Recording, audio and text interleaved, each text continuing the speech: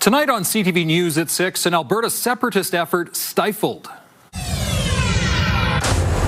I know it's going to anger everybody on my side. A separation petition ruled invalid because First Nations weren't properly consulted. We think that there has been an error in law, which is why we're going to be appealing it, and we think it's anti-democratic. Teens charged in a Red Deer beating. Peer violence, that goes beyond a school fight. And why Edmonton Public Schools is looking at reworking its second language requirement. We value second language instruction, and second language instruction is not going anywhere. Wind warnings in effect for areas off to the south and east of Edmonton. A special weather statement for Edmonton and surrounding areas as some powerful and potentially damaging wind gusts hit the province on Thursday.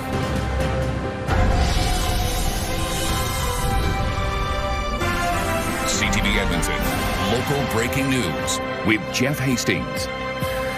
Good evening. An Alberta judge has ruled a separatist petition is invalid, saying the provincial government failed to consult with First Nations. The Premier says the ruling is anti-democratic. Nerman Issa joins us now. Nerman, what's next for the separatist petition?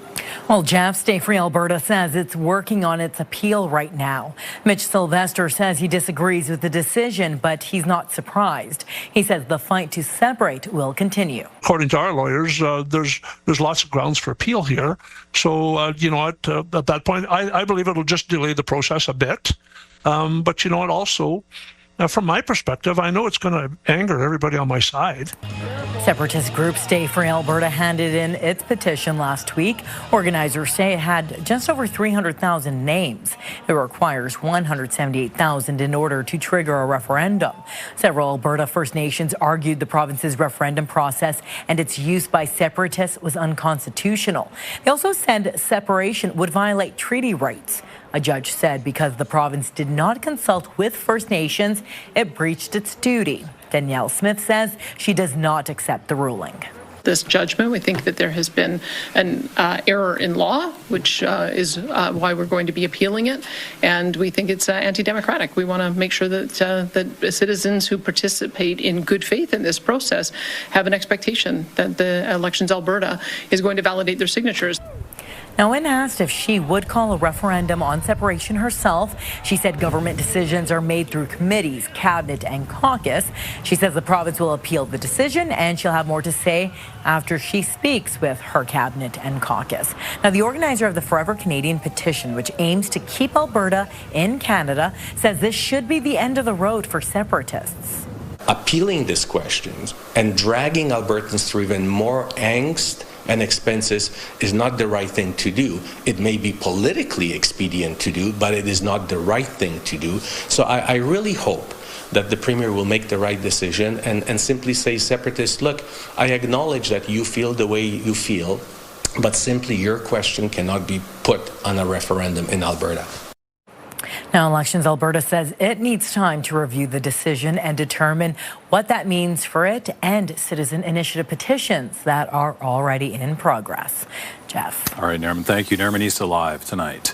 Elections Alberta says the Centurion Project may not have shared its full list of people who accessed its database as ordered by a judge. The separatist group is accused of illegally using Alberta's voter list. Now, Elections Alberta is hoping those involved, including one of its leaders, will comply with a court injunction or face legal consequences. Tyson Fedor reports. Elections Alberta says the man at the center of a massive public data leak is not cooperating with its investigation. The agency says a voting list of names and addresses of 3 million Albertans was illegally obtained by a group bent on Alberta separation. This is a really important and critical matter. And we understand how important it is for Albertans to have it dealt with swiftly. David Parker, one of the leaders of the Centurion Project, is accused of using the voter list to create an app. In doing so, Elections Alberta says the privacy of millions of Albertans was breached.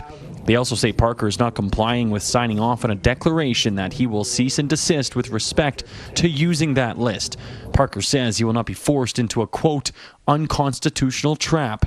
His lawyer says in a statement that the state is attempting to use civil proceedings to compel sworn evidence while an investigation is underway. Let's remember that the Centurion Project is responsible for the unauthorized misuse of the list of electors. And we're doing everything within our powers to try and monitor where that information may have gone. Elections Alberta is pursuing Parker through court to be held in contempt. More than 500 cease and desist letters were sent by the agency. Anyone caught in violation could face fines of up to $100,000 or up to a year in jail. Calgarians say they are not pleased by this data breach. It's a concern. Nobody wants to have their, personal information, whether it's medical or anything else that's privileged or private, taken away from them. It's unsafe for anybody to have public information out there on yourself. Is very scary. It's disturbing and makes you feel a little bit vulnerable. Alberta's official opposition is now blaming the Premier's leadership for the breach. She is so weak because she is so scared of the separatists. She is so scared of her own friends that she won't even lift a finger to say, hey, you ought not to be threatening the lives of people. Tyson Fedor, CTV News, Calgary. Sources say the federal and Alberta governments have come to an agreement on carbon pricing, potentially paving the way for a new pipeline to the West Coast. Industrial emissions have been a sticking point in November's Memorandum of Understanding. The two sides have reportedly come to terms. CTV's Tim Brooke has more. He was not saying much heading into a cabinet meeting Wednesday, but sources tell CTV News Prime Minister Mark Carney was just minutes away from briefing his team on a new agreement with Alberta. Minister, are you willing to allow a new pipeline without carbon capture and storage, sir? Those sources say Carney will be in Calgary Friday to announce a deal on industrial carbon pricing.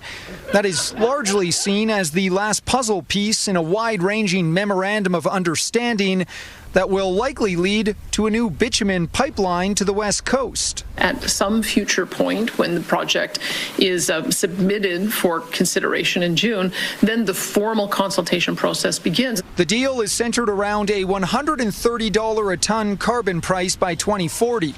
That's $40 lower and 10 years slower than what was originally proposed. With enough time, enough advance warning, we can prepare and we can still be competitive, and we'll still have a great opportunity for industrial development in this province. Business is happy. Environmentalists are anything but. The idea of a $130 ton carbon price by 2030 or 2040 effectively guts Canada's most important and last standing climate policy. 2030 is viewed as the threshold to kickstart massive decarbonization projects and help Canada meet emissions reduction targets.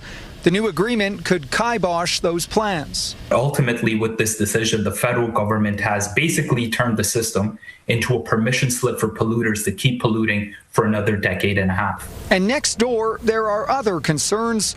BC's Premier believes it's special treatment for those who rebel. If we have a federal carbon price of $170 and Alberta has a federal carbon price of $130, that is part of the components that a project proponent will consider in deciding where to move forward. The lone Liberal MP in Calgary says all parties can be happy, but it will take balance and even more dialogue. This is a pragmatic government, and it's a government that wants to work with people from all walks of life. Tim Brooke, CTV News, Calgary. The province is providing schools with more supports for classrooms. We're taking practical action to support students and teachers while improving learning conditions across the province. The funding and new teachers announced today will be provided to school boards to support the hiring of 1,481 new teachers for the largest K-9 classrooms in Alberta, as identified by our data.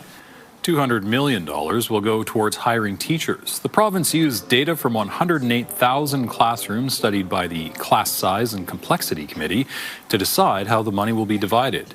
Each school board across Alberta will be able to hire at least 3 new teachers. Schools in Edmonton will receive $59 million. These 1,400 new teachers are part of the 1,600 teachers promised by the province earlier this year. We need to make make sure that any measures by government that are aimed to address complexity and class sizes are being maintained through the next several years. The problems are not going to be solved by a magic band-aid of funding for 1 year and then have that band-aid taken away the years after that. The province says more than 90,000 new students have joined schools in Alberta over the last 4 years. The Edmonton Public School Board is looking at reworking its second language requirements. Its superintendent says after 20 years, it may be time to make some adjustments. Miriam Valdez-Carletti reports. Learning to greet people with bonjour or hola is an option for many students at Edmonton Public Schools. It's a very common human experience to speak more than one language. Right now, learning a second language from grade 4 to 9 is a requirement. A recommendation report to the board trustees says the policy hasn't been reviewed since 2006. The context of our school division, our society, our world has changed. And so I'm viewing this as an opportunity to look at the board policy where the second language requirement is required. Superintendent Ron Thompson says the number of English language students in classrooms has grown. It becomes really tricky to timetable and to provide the appropriate supports for students because we've got a mandatory second language component. EPSB offers classes such as Arabic, Mandarin, German, Spanish, Hebrew, and more at certain schools. While French is an official second language in Canada, it's not a required course. University of Alberta Education Assistant Professor Ava Becker says there are many benefits to speaking more than just English. When we're learning languages together in a classroom context, we're learning so much more than vocabulary and grammar. We are learning cultural ways of communicating. Something Thompson supports. Let me be very clear. We value second language instruction, and second language instruction is not going anywhere. It's the requirement to have it. The EPSB trustees voted unanimously to ask administration to provide a recommendation for what engagement would look like. Is this an opportunity for us to look at that board policy requirement to have this second language instruction in place and hear from our students, staff, and families about what that might look like moving forward? The Board of Trustees will need to vote on whether to proceed with engagement after a recommendation comes to them. Miriam Valdez-Carletti, CTV News, Edmonton. The province and federal government are promising $323 million for dozens of new affordable housing projects. The money will go towards 41 projects across Alberta with at least 10% accessible housing units. It will also go towards 70 new shelter spaces. The province says the projects will help ensure seniors, families, people recovering from addiction, and people with disabilities have a roof over their heads. It means safe, affordable housing for women fleeing violence, for seniors on fixed incomes, for housing for people working their way back to solid ground. It means more than 3,600 more places where Albertans can start to build a brighter future for themselves and their families. These are not statistics, these are homes. And behind every one of them is an Albertan who needs an open door.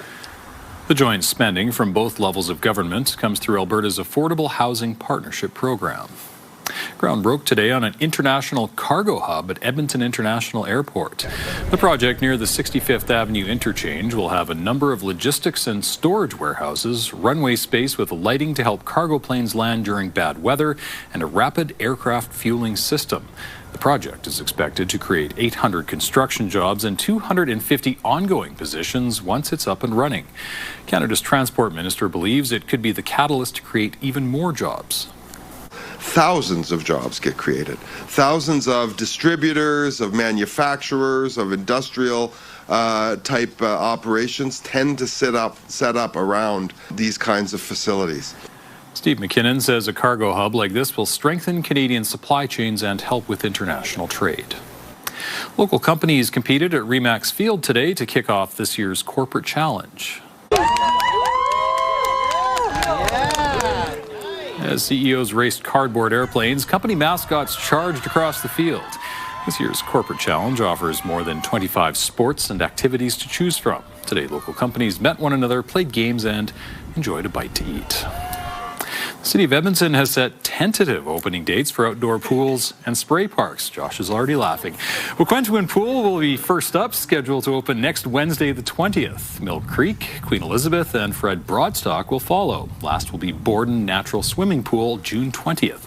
Some of the city's 78 spray parks are already scheduled to open this weekend, with the first ones opening Friday. The full schedule is on the city's website. This is all subject to change if the weather doesn't cooperate. And I was only chuckling at your emphasis on tentative. Nah, it's all right. It's a good thing they're not opening tomorrow, at least. No, and I don't know that you want to be in a spray park Friday or Saturday either with the temperatures that are coming in. We'll get to that in a second. Wind is going to be the big story for tomorrow. Even Friday is going to be a little windy, but nowhere near as bad as tomorrow. It was one last warm day today, 20 degrees in downtown Edmonton right now. That is so far the daytime high, although just in the last hour we've ticked up to 20.4. So there's a chance we might round up to 21 for an official daytime high. Either way, it'll be a couple of degrees above average and the warmest day that we'll see for at least a week. 10 degrees the morning low. We'll be in the 10-degree range for daytime highs by the time we hit Friday and Saturday. You've got a pretty colorful advisories map in green off to the south and east of Edmonton. That's a wind warning.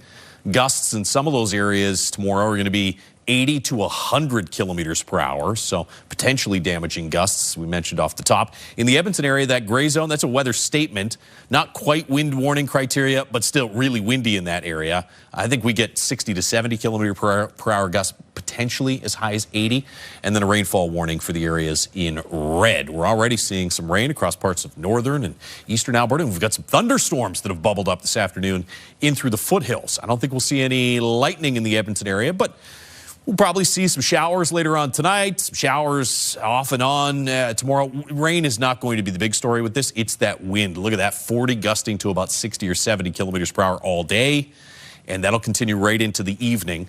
As we said, still a little windy Friday. We'll take a closer look at Saturday, Sunday, Monday in just a few minutes. All right, thanks, Josh. Still ahead, the community in Red Deer responds to a brutal attack caught on video. I don't really remember much from that day, but just like thinking about it and feeling about it is like I didn't even say anything to her. We hear from the victim and her family as well as the city's mayor after the break. Also next, the latest on a wildfire near Whitecourt, when evacuees may be able to return home. Stay with us.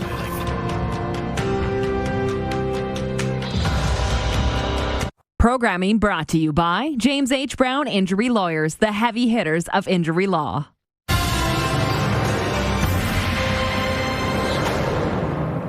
Two Red Deer teenagers are facing assault charges while the girl they're accused of attacking recovers from a concussion and black eyes. It's the second assault between teens in that city in 1 week. As Jeremy Thompson reports, some parents in Red Deer say they're concerned for student safety. 14-year-old Rylan Brinston's injuries are still fresh. A concussion, 2 black eyes, and burst blood vessels from an attack by some of her peers. The introduction, first hit, and waking up in the hospital for sure is what I remember. It happened Monday afternoon on this grassy hill near a Red Deer recreation center.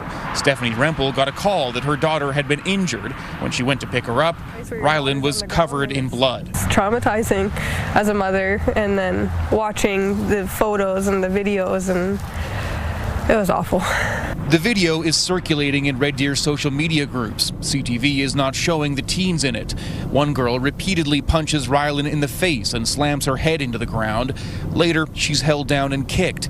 It goes on, uninterrupted, for at least 2 minutes. The video ends before the punching does. Violence, that's pure violence, and not even, that goes beyond a school fight or just anger. That's severe. RCMP have arrested 2 14-year-old girls, charging them both with assault causing bodily harm. One is also charged with choking. Police recently laid aggravated assault charges on 3 different teens for a separate violent incident in Red Deer May 4th. It has community leaders searching for answers. Clearly something is missing. There's got to be a way to respond to these. The message needs to be sent that this is not behavior that is acceptable. They shouldn't be allowed back into school, right? You're done for the year. Get the out, find a new school to go to. Red Deer Public Schools tells CTV it's using the maximum disciplinary measures available under the Education Act. Rylan won't be going back to school this year. At least she says not in person. Her mom wants to see meaningful consequences. What they did was completely violent, brutal attack, and that's not something that should be taken lightly, I don't think.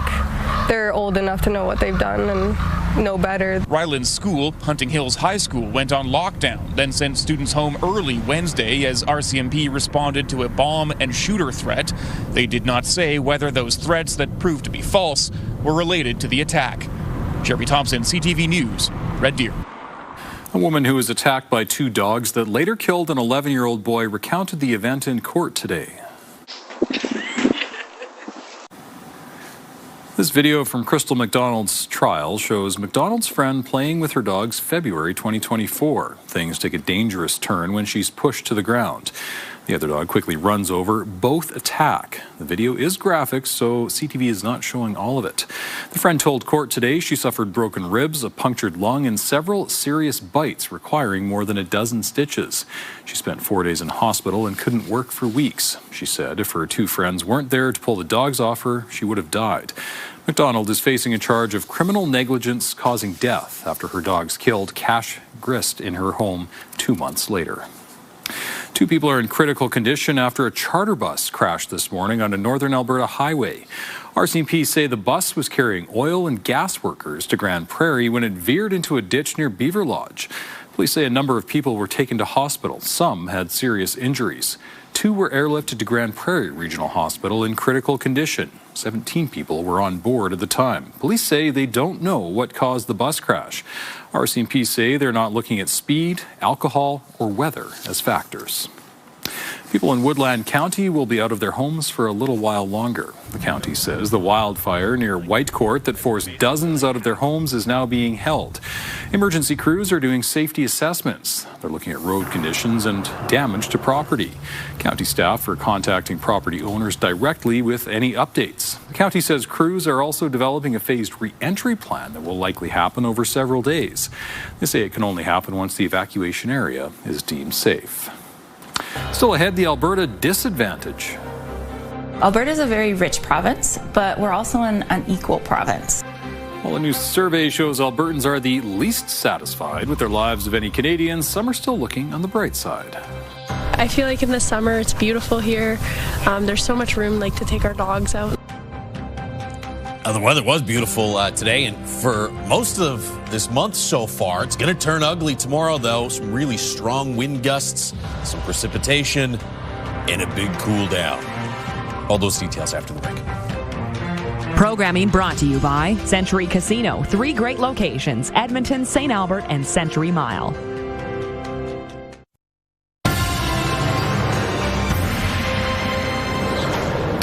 A recent quality of life survey from Statistics Canada says Alberta is the most unsatisfied place in the country. Curtis Goodrum has more on why some Albertans seem so unhappy with their lives. Come here!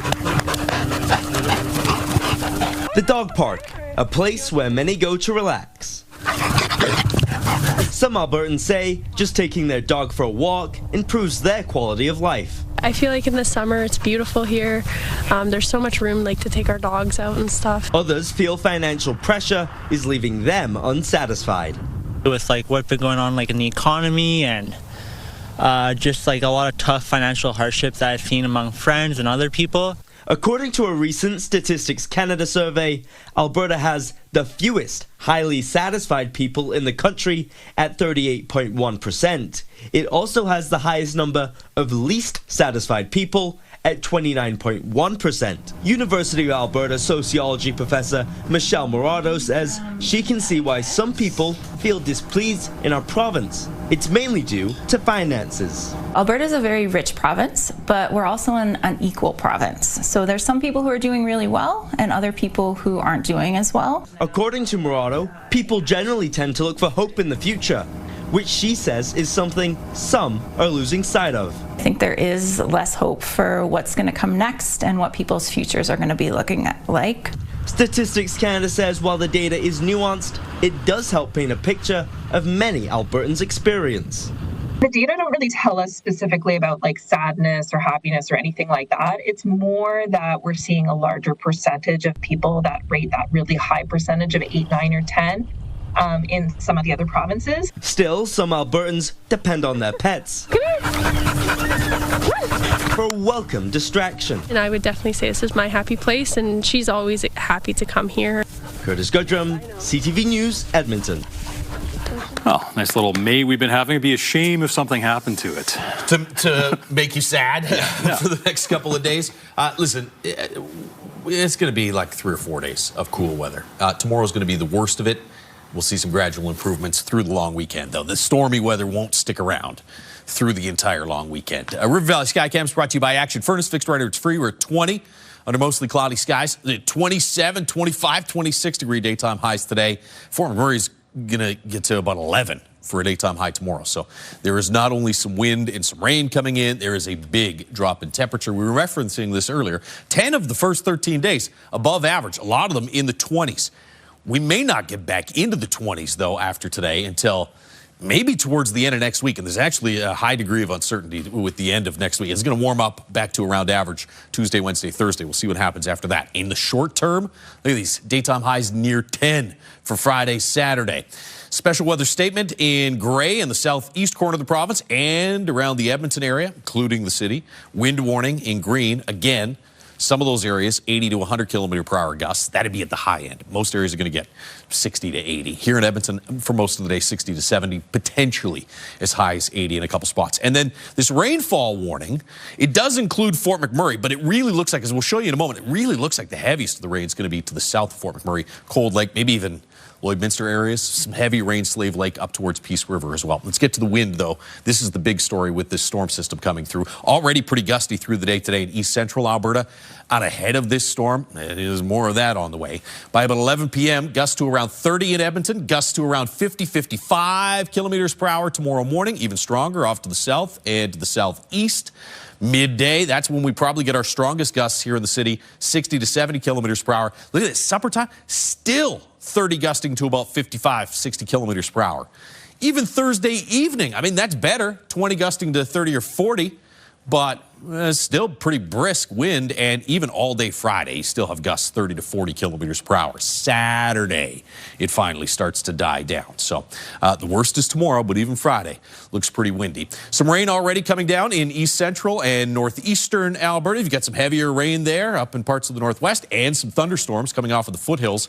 Looks like most of that is going to slide, that heavier rain slide east towards the Red Deer region. So we get a chance of some showers in the Edmonton area tonight, tomorrow morning, tomorrow afternoon. You might see a few showers, but the heavier, steadier rain looks like it's going to avoid the Edmonton area. This is not a rainstorm. This is a windstorm for tomorrow.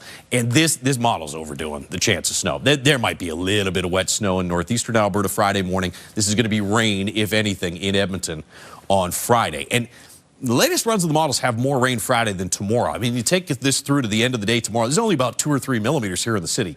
A little heavier off to the east and to the northwest. You can see that bullseye there, Peace River towards Slave Lake. And this is why I'm thinking Fort McMurray, you're in that warning zone. But by the end of the day Friday, it really looks like the bulk of that heavier rain is a little further south. Temperatures right now at 20 degrees in Edmonton, still in the mid-20s in Red Deer. There's your wind. Starting to gust overnight tonight, 60 to 70 kilometer per hour gusts. Sustained wind around 40 kilometers per hour for most of tomorrow, and just 13 or 14 for a daytime high. As we said, it will improve a little bit through the weekend. Saturday, Sunday, drier, and then Monday a little sunnier and back into the mid-teens. Thank you, Josh.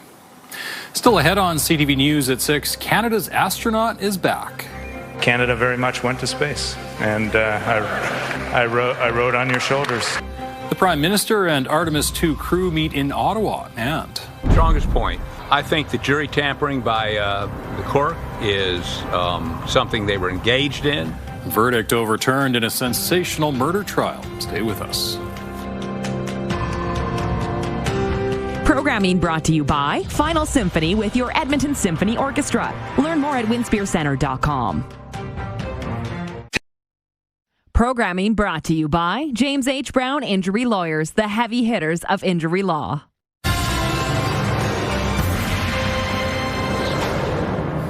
The Prime Minister and some other special guests met with the crew of Artemis 2 in Ottawa. The conversation was all about Canada's contribution to space exploration.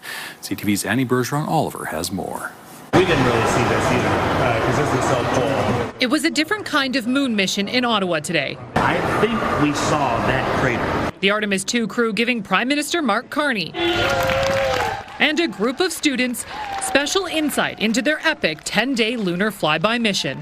12-year-old Louis Castro Lopez among the middle school students who got to ask the astronaut questions. Yeah, I watched the astronauts and just to come here, like to meet our school was, wow, amazing. Fellow 7th grader Annabelle Busby Sheridan did too, and she got to hold a piece of meteorite from the moon. It was such a privilege. Like, I never thought, ever that I'd ever be able to meet them. Splashdown confirmed. The visit to the capital comes just over 1 month after the 4-person crew splashed down safely in the Pacific Ocean. We surpassed the furthest distance humans have ever traveled. Following a groundbreaking mission to the far side of the moon that captured the world's attention. Canadian Jeremy Hansen getting a special thank you from Carney. This is the flag that flew on the day you splashed down. Oh, wow. Hansen's trip into outer space was his first, and it was also the furthest any Canadian astronaut has ever traveled. Canada very much went to space, and I rode on your shoulders. That Canadian pride on full display at each stop in the capital, where fans, young and old, were inspired to reach new heights. I want to be the first man, and if it's possible, to walk on Mars. The Artemis 2 crew will now head to Montreal, where the astronauts will share more about their thoughts on the mission at the Canadian Space Centre tomorrow. Annie Bergeron-Oliver, CTV News, Ottawa. President Donald Trump is in China for a summit with Chinese President Xi Jinping.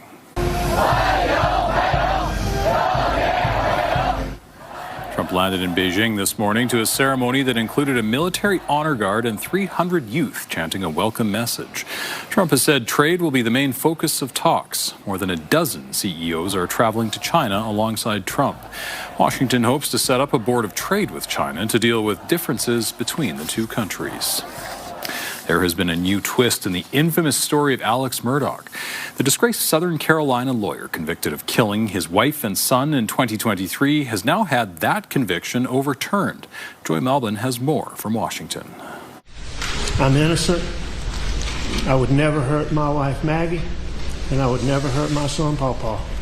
The trial dominated headlines and cable news. Alex Murdaugh tearfully denied executing his wife Maggie and youngest son Paul on the family's estate to cover up his financial crimes. I was on the phone with 911, and I was trying to tend to Pawpaw. I was trying to tend to Maggie.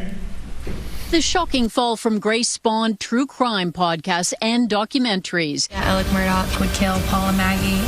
Another twist in this Southern saga? South Carolina's Supreme Court unanimously overturned Murdaugh's murder conviction, ruling the county clerk Becky Hill, who pleaded guilty to obstruction, had tampered with the jury.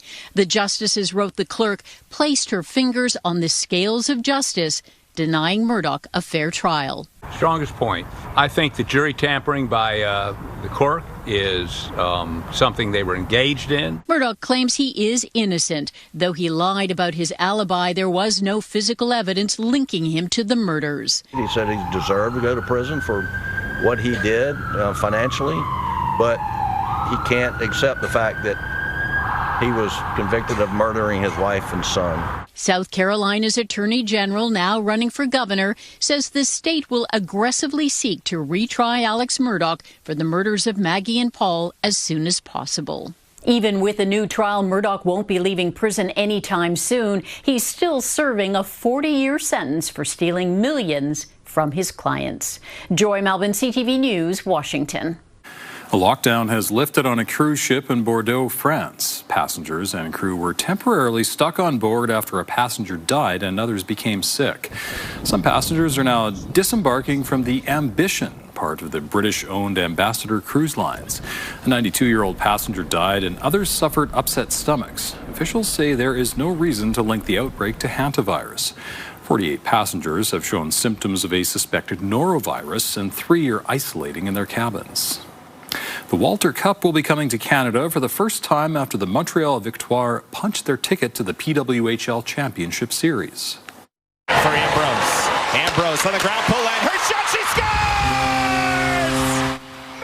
That game winner from superstar Marie-Philippe Poulin helped the Montreal Victoire down the Minnesota Frost. The Victoire will now face off with the Ottawa Charge in a best-of-5 final. Game 1 is tomorrow night in Laval. And some more news from the Women's League. Can you hear the roar from the hammer? There's been so much. The PWHL announced today Hamilton is getting a new team. They'll start playing next season. Las Vegas is also getting a franchise.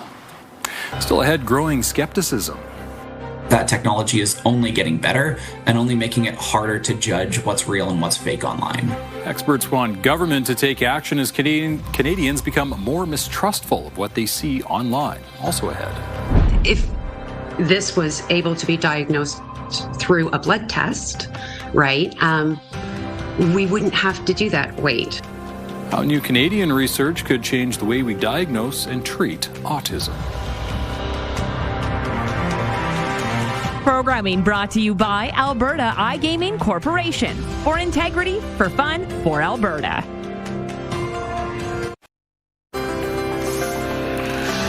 Checking on today's market numbers, the Canadian dollar up slightly, still trading just under 73 cents U.S. Oil was down by about $1 to $101 U.S. a barrel.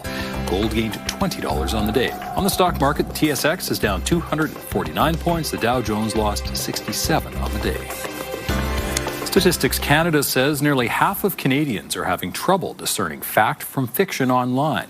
CTV's Heather Wright has more on the concerns around misinformation. I am not Morgan Freeman, and what you see is not real. The line between what's real and what's fake is getting blurrier. According to a new survey, 80% of Canadians saw news or information online they suspected to be misleading or false at least once a month. And nearly half of Canadians say they are finding it harder to distinguish between fact and fiction. What I think is more worrying is not the misinformation people see online that they recognize as misinformation. It's the misinformation they see online and actually believe. Angus Lockhart is a policy analyst at the DAIS, a think tank at Toronto Metropolitan University. He says while the spread of mis and disinformation has been increasing for years, AI is making it easier to create fake or misleading content, specifically deepfake videos. We're seeing very quick rises in the number of deepfakes that are posted and shared online. And that's one of the scariest ones because that technology is only getting better and only making it harder to judge what's real and what's fake online. The misinformation survey also found more than 60% of Canadians are very or extremely concerned about online misinformation. But experts say not enough is being done by the government or by big tech. Unfortunately, there is a lack of scrutiny on these big tech companies. Ahmed Al-Rawi is a communications professor at Simon Fraser University and says social media companies have shown an inability to police the content that's on their platforms. And more onus needs to be put on the government to enact stricter rules. The only language they understand is the language of financial penalties. So once you send warnings regarding these penalties, I think they will start listening. Experts say it is vital to fact-check information found online, especially on social media, though they acknowledge it is something that's getting harder to do. Heather Wright, CTV News, Toronto. Canadian researchers have uncovered a genetic pathway that could lead to targeted therapies to help with autism. CTV's Pauline Chan visited their labs today. Scientists have known for decades that there was a genetic link to autism spectrum disorder. Our previous studies looked at the protein coding genes of the genome. And now our novel discovery here actually found a long non-coding RNA. So this is an RNA molecule that has function within the cell. It's found on the X chromosome and it's associated with autism in males who carried small deletions in the gene. So if you think of a light switch, for example, in a room that has 100 different pot lights in it, we think about perhaps this new molecule we've identified is more of a dimmer switch. And it's connected with what are the core behavioral traits associated with autism, difficulties with socializing, communicating, and repetitive behaviors. Professor Shearer says the key to their discovery has been their ability to do whole genome sequencing for thousands of people. 5,000 from Canada, plus thousands more from Europe, South Korea, and Qatar. Susan Cosgrove has 3 children, all on the spectrum. She says she's always believed in a genetic link, but this finding could be key in earlier and more reliable diagnosis. It's still somebody's interpretation of your child's behavior, your child's features. If this was able to be diagnosed through a blood test, right? we wouldn't have to do that wait. Now that we have cellular pathways identified, we could think about precision therapeutics for perhaps all people who have a diagnosis of autism. And that's why this is really a novel finding. Newer technology is helping this type of research examine regions of the genome it could never study before. The researchers have been able to transfer these genetic alterations to mouse models to work towards someday developing targeted therapies for specific autism-related genes. Pauline Chan, CTV News. Coming up, a root vegetable reaching new heights. There's just very few places where you can't grow potatoes. How potatoes could be the key to feeding astronauts on the moon.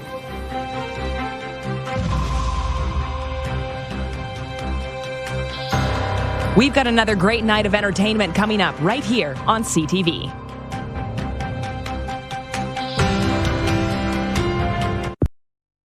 Wake up with us at CTV Your Morning Edmonton for the latest local news, up-to-the-minute weather, traffic updates, and lifestyle entertainment. There's no brighter way to start your day. CTV Your Morning Edmonton, weekdays 6 to 9. Watch live on Crave.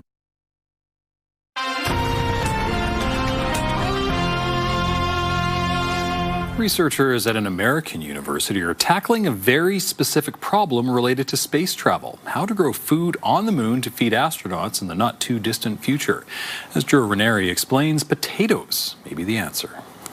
This project is all about NASA's Artemis program, which is taking place right here in Corvallis. They're focusing on a long presence on the moon. Researchers here are learning how to grow food in harsh moon conditions, which is going to be critical for astronauts who are expected to land on the moon over the next several years. This is what I plan on harvesting today. Inside this lab at Oregon State University, David Handy, a space biologist, is tackling one of the biggest challenges of living on the moon: how to grow food where there's no real soil. On the moon, we have what's called regolith, which is basically a dirt that is completely lacking in any kind of biomatter. Unlike soil on Earth, the material on the surface of the moon contains none of the organic materials plants normally need to survive. So Handy and his team use a mix of crushed minerals and volcanic ash so it would be similar to the Earth's surface. And so think of like a very fine silt that you end up with. And so it compacts a lot. It's electrostatically charged, so it tends to cling a lot. So what Handy and his team decided to do? We did an experiment where we simply added some worm compost.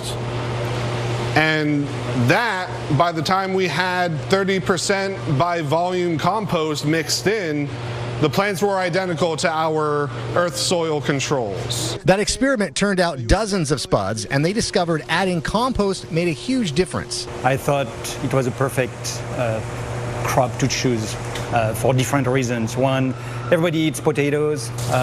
We eat them as French fries in many different ways. The second reason behind using potatoes for this NASA-funded research project? On Earth, it grows in pretty much every place on Earth. Different latitude, different altitude. There's just very few places where you can't grow potatoes. Now they hope this experiment will be taking this team and this starchy veggie to new heights. Wind going to be the big story around here over the next 24 hours. The wind will start to gust late this evening. Strongest wind midday tomorrow, but for most of the day, you're going to get gusts 60 to 70 kilometers per hour. Sustained wind around 40 kilometers per hour. Not a lot of rain, but we will see a few showers tonight and tomorrow. A little bit more rain on Friday. Not as windy Friday as tomorrow, but still gusts to about 30 or 40 kilometers per hour. Highs near 10 for Friday, Saturday. So storm system blows through tomorrow, starts to ease a little bit later in the day Friday, but that cool air sticks around right through into Sunday. We're back into the mid to high teens, it looks like, for Monday and the rest of next week, but chilly May-long weekend. All right, thank you, Josh, and thanks for sharing your time with us. For news anytime, check out our website, ctvnewsedmonton.ca. See ya.